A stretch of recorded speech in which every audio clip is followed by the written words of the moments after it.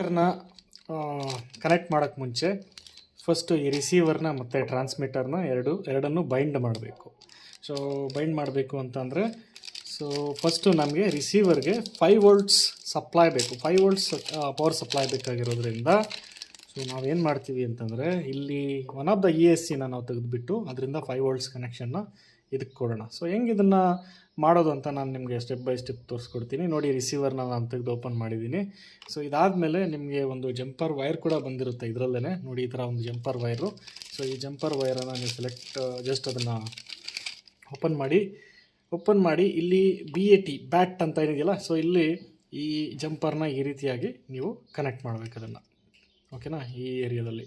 So ಅದಾದಮೇಲೆ ನಿಮಗೆ ಇಲ್ಲಿ ತೋರಿಸಿದ್ದಾರೆ. ಆ್ಯಕ್ಚುಲಿ ಇಲ್ಲೇನು ತೋರಿಸಿದ್ದಾರೆ ಅಂತಂದರೆ, ಫಸ್ಟ್ ಈ ಕಡೆ ಲೆಫ್ಟ್ ಸೈಡಲ್ಲಿರೋ ಪಿನ್ಸ್ ಎಲ್ಲ ಬಂದುಬಿಟ್ಟು ಸಿಗ್ನಲ್ ಪಿನ್ಸು, ಆ್ಯಂಡ್ ಸೆಂಟ್ರಲ್ಲಿರೋ ಪಿನ್ಸ್ ಬಂದುಬಿಟ್ಟು 5 ವೋಲ್ಟ್ಸ್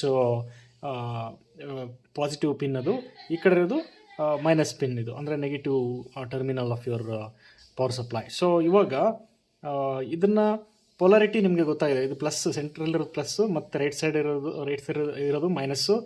ಈ ಕಡೆ ಫುಲ್ ಲೆಫ್ಟ್ ಸೈಡಲ್ಲಿರೋದು ಬಂದುಬಿಟ್ಟು ಸಿಗ್ನಲ್ಲು.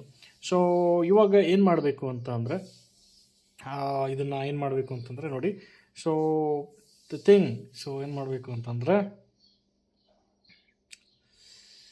ನಾವು ಇಲ್ಲಿ 5 ವೋಲ್ಟ್ಸ್ ಪವರ್ ಸಪ್ಲೈ ಕೊಡಬೇಕು ಇವಾಗ ಇದಕ್ಕೆ. ಸೊ ಹಾಗಾಗಿ ನಾವೇನು ಮಾಡ್ತೀವಿ ಅಂತಂದರೆ, ಇಲ್ಲಿ ಫಸ್ಟ್ ಇಲ್ಲಿ ಹೋಗ್ಬಿಟ್ಟು ಬ್ಯಾಟ್ರಿನ ಇಲ್ಲಿ ಒಂದು ಪಿನ್ನನ್ನು ನಾವು ಜಸ್ಟ್ ಇಲ್ಲಿ ರಿಮೂವ್ ಮಾಡೋಣ. ಯಾವುದಾದ್ರೂ ಒಂದು ESCದು ನಾವು ಯೂಸ್ ಮಾಡೋಣ ಇವಾಗ.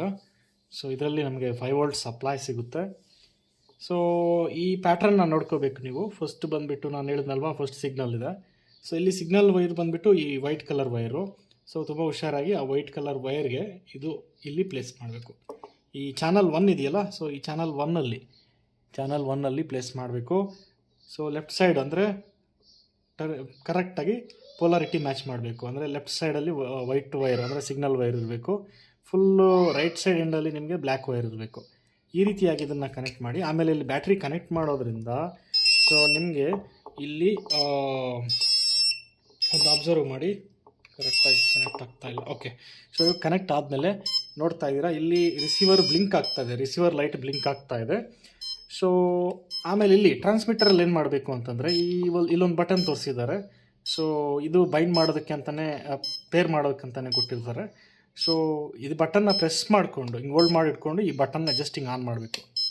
ಸೊ ಆನ್ ಮಾಡಿದ ಕೂಡಲೇ ಇಲ್ಲಿ ನೋಡಿ, ಇವಾಗ ಲೈಟ್ ನಿಂತೋಯ್ತು, ರಿಸೀವರಲ್ಲಿ ಲೈಟು ನಿಂತೋಯ್ತು, ಬ್ಲಿಂಕ್ ಆಗೋದು ನಿಂತೋಯ್ತು. ಸೊ ಅಷ್ಟೇ, ಸಕ್ಸಸ್ಫುಲ್ಲಾಗಿ ಇವಾಗ ಇದು ಪೇರ್ ಆಗಿದೆ ಅಂತ ಅರ್ಥ.